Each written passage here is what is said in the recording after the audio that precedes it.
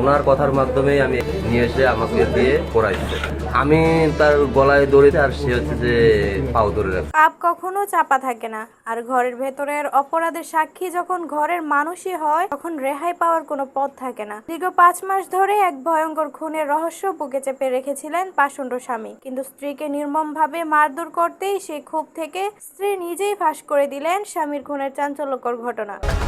ঘটনার সূত্রপাত প্রায় 5 মাস আগে, যখন অভিযুক্ত ব্যক্তি একজনকে নৃশংসভাবে খুন করে লাশ গুম করে ফেলে। লোকচক্ষুর আড়ালে ঘটে এই হত্যাকাণ্ডের কোনো প্রমাণ পুলিশ তখন পায়নি, তবে বিষয়টি জেনে যান তার স্ত্রী। স্বামীর প্রাণনাশের হুমকিতে তখন মুখ বন্ধ রাখলেও অপরাধীর হিংস্র স্বভাব ঘরের ভেতরেও শান্ত থাকেনি। সম্প্রতি তুচ্ছ ঘটনায় স্বামী তার স্ত্রীর উপর চরম নির্যাতন চালায়। নিজের জীবনের নিরাপত্তা নিয়ে শঙ্কিত হয়ে ওই নারী বুঝতে পারেন যে মানুষ অন্যকে খুন করতে পারে, সে তাকেও ছাড়বে না। এই ভয় ও ক্ষোভ থেকে তিনি সোজা থানায় গিয়ে পুলিশের কাছে স্বামীর 5 মাস আগের খুনের পুরো ঘটনা সবিস্তারে ফাঁস করে দেন। এই সময় দাঁড়িয়ে স্ত্রীর দেওয়া তথ্যের ভিত্তিতে পুলিশ দ্রুত অভিযান চালিয়ে হত্যাকাণ্ডের অকাট্য প্রমাণ সহ ঘাতক স্বামীকে গ্রেফতার করেছে।